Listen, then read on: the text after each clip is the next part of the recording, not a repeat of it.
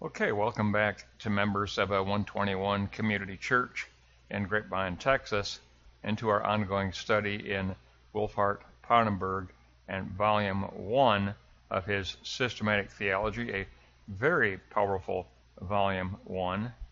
We're going to take a look at our 13th lesson, pages 119 to 128. It will begin chapter 3, entitled The Reality of God. We just finished the doctrine of God. Now we're going to take a look at the reality of God. How can we affirm the reality of God? And this lesson, we're going to begin with the great reduction that liberalism has created, especially Schleiermacher, in reducing knowledge of God to natural religion. Isn't our knowledge of God far greater, as believers, as evangelicals, our knowledge of God is far greater, far more significant than natural, rational religion. But Schleiermacher and the great movement of liberalism reduced knowledge of God to religion, natural religion, elevating the human faculty of reason. And we'll find out in this lesson, we've talked about it before, but the number one opponent of that movement was a great, tremendous theologian, a great teacher, and a great human being who stood up against Hitler along with Dietrich Bonhoeffer. His name was Karl Barth. And Karl Barth, we're going to end actually the bottom of block 3. We're going to end with Karl Barth. Okay, so we're headed toward Karl Barth. But that's going to be the last line in block 3. We have to take a look at the reductionism in the movement of liberalism. Let's go to block 1. The role of the revealed knowledge of God. Remember our previous lesson, we went from innate knowledge to acquired knowledge. Now we're going to move on and look at revealed knowledge through religion and systematic theology. God in himself was not central, but instead humanity in relation to God became key. The scriptures became the principle of theology, and here's the key. It included the doctrine of inspiration, and religion, true religion, was to give to us the themes that theology would take up. So Pannenberg says we need to look at revealed knowledge and the themes of a genuine systematic theology. We ask the question, what is the binding doctrinal truth of our faith within the scriptures, the biblical writings? And what is no longer relevant? What is the most essential for the essence of our Christian faith? What is essential for defining our life as a true humanity under God? So now we look at revealed theology and the conceptualized essence of our faith. This is the revealed knowledge of God that precedes religion. It comes prior to religion. The biblical writings are the product of divine revelation, says all conservative evangelical theology. The scriptures are the product of divine revelation. We do not, as evangelical conservative believers, we oppose Bart Ehrman at the University of North Carolina, who declares that the scriptures are purely historical documents. They are not They are not, for him, revealed, inspired scriptures. Bart Ehrman does not think the biblical writings are the product of divine revelation. He says they are not divine revelation, they are purely historical documents, and we should examine them only as historical documents. Therefore, Bart Ehrman rejects God. He's an atheist. Intellectually, he is a declared agnostic. And he took this position after actually graduating out of seminary. And he leads the atheist movement today. He's got many popular published books. He lectures frequently, but he openly declares that the scriptures are not Word of God. There is no God, according to Bart Ehrman, and the scriptures are not divine revelation. They are not, according to Bart Ehrman. So our current situation in our culture today is not, the majority are not conservative, the majority are not evangelical.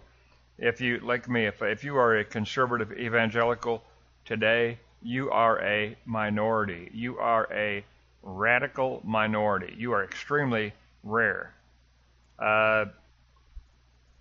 Ross always kind of uses the 10% rule. He goes, probably, if you took a group of 100, a conservative believer with a biblical worldview, probably 10%, 10 out of 100.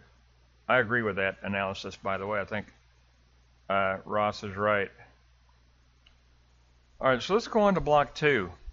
What role does religion play in acquiring the knowledge of God? Religious veneration and the knowledge of God. From the Greek concept threskia, meaning to worship, meaning religious observance, a derivative, I love this, from throeo, to be thrown into confusion, to be thrown into emotional uproar. Because, according to Karl Barth, God is wholly other. God is beyond our faculty of reason. Liberalism elevates the faculty of reason. Karl Barth says, no, God is wholly other, and we cannot ascend to God through the human faculty of reason. Another Greek term used is a eusebia, for devout reverence toward God through one's actions and one's conduct, plus possessing a very inner piety. Now, block 2, note 2. Worship of God is inseparable from the knowledge of God, said Augustine. Said the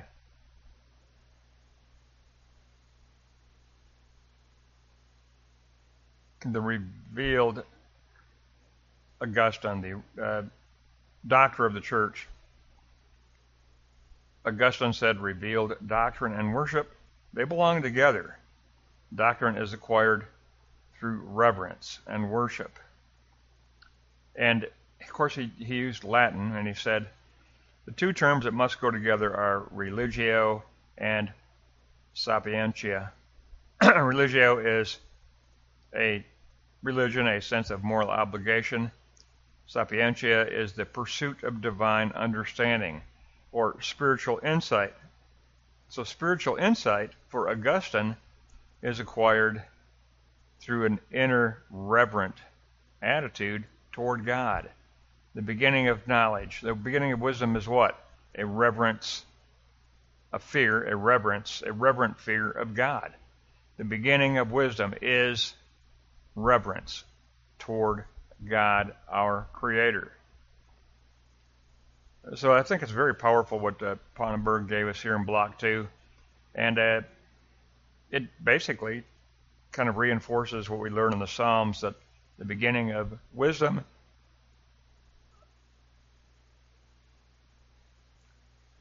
the beginning of wisdom, the beginning of spiritual understanding is reverence toward God.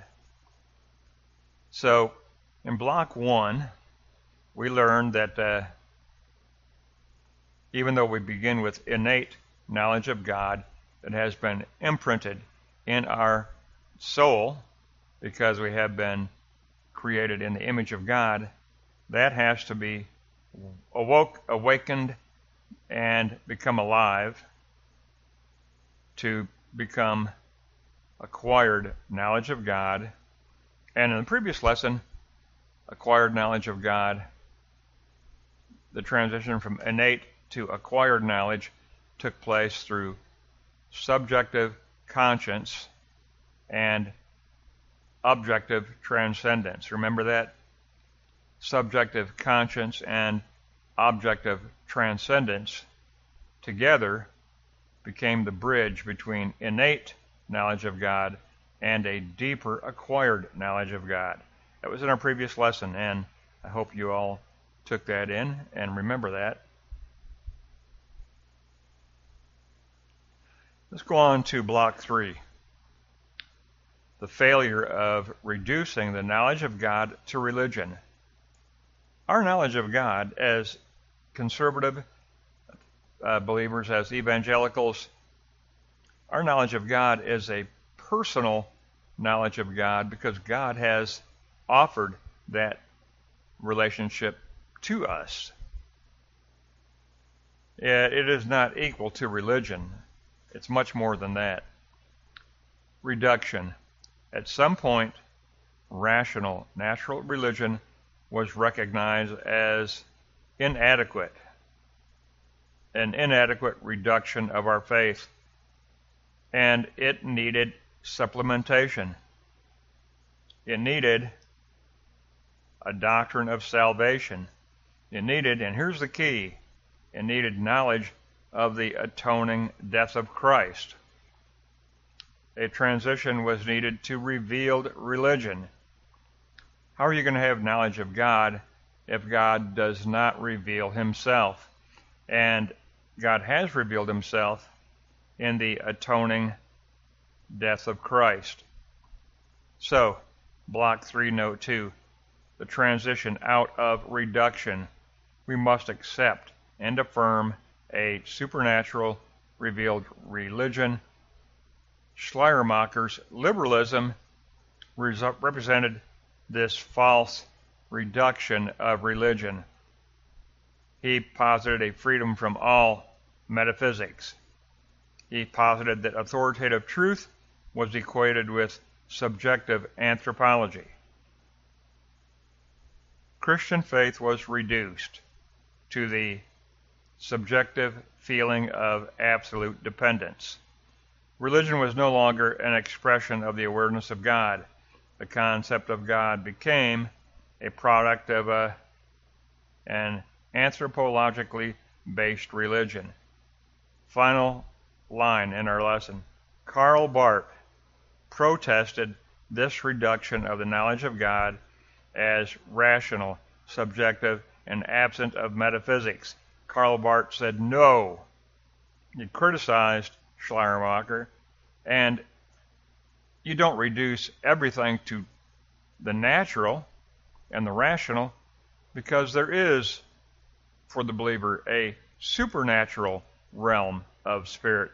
God is a supernatural being, and yes, the supernatural does exist. Objectively, it does exist. Subjectively, it does exist. Objectively, the supernatural exists as transcendence. Subjectively, the supernatural exists as conscience. This kind of continues from that previous lesson we just had. But you notice here that, remember, Wolfhart Pannenberg and Jürgen Moltmann were two hope theologians that were the disciples of Karl Barth, and they were the two theologians who brought to post-World War II Germany a genuine theology of hope and a and they did not ignore the revelation of God as Golgotha, the atoning death of Christ. They affirmed that teaching. They very strongly affirmed that teaching, that the resurrected Christ is the Christ who was crucified. We believe in a resurrected, crucified Messiah. And that this theology became very, very powerful. Jürgen Moltmann ended up lecturing all over the United States. Everybody wanted him. He even ended up here in Texas for us.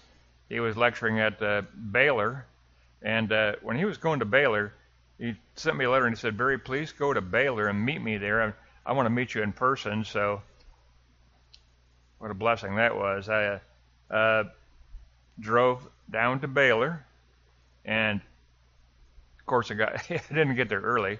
I got there either on time or a little late. But anyway, I went to the lecture hall where Moltmann was lecturing, and I got the opportunity, the tremendous blessing, to meet him in person, and it was tremendous. We were already good friends, but then we got to meet in Baylor University, and it was a great moment, tremendous opportunity. This is a great lesson from Pannenberg. I really am impressed with his volume 1 of his systematic theology, but I think he's very correct here that the failure of liberalism, which, that means Schleiermacher, is that the knowledge of God was reduced to natural, rational religion. Well, Karl Barth said no, and I agree with Karl Barth. No, we have to stand against that. We don't just leave it alone. No. If you have the opportunity to speak against it, then speak against it. Someone has to oppose it.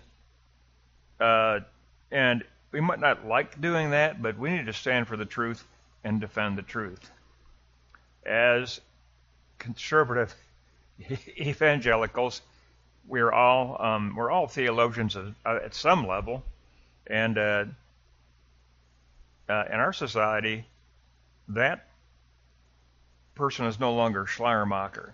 In our society today, we have Bart Ehrman of the University of North Carolina at Chapel Hill, who is a self-proclaimed atheist and agnostic, and he has a cult-like following of mainly young people. But anyway, he has a huge following. His books are always on the bestseller list, and people are thriving and being tremendously attracted to this secularism proposed by Bart Ehrman, and we have to stand against him. We have to stand against what he stands for. We have to oppose his declaration that the scriptures are not divine revelation, because we know and we affirm that the scriptures are divine revelation. And I'm always going to stand against Bart Ehrman. I'm always going to stand against his secularism, and I'm always going to deny it, and I'm always going to oppose him. Great lesson here from Pannenberg. That's going to wrap up 119 to 128. Now we are going to continue in this chapter 3. We're going to continue in the study of the reality of God. In our next lesson, I guess we'll be picking up where? 129. Okay, next lesson we will continue in chapter 3 of Pannenberg's Volume 1 Systematic Theology.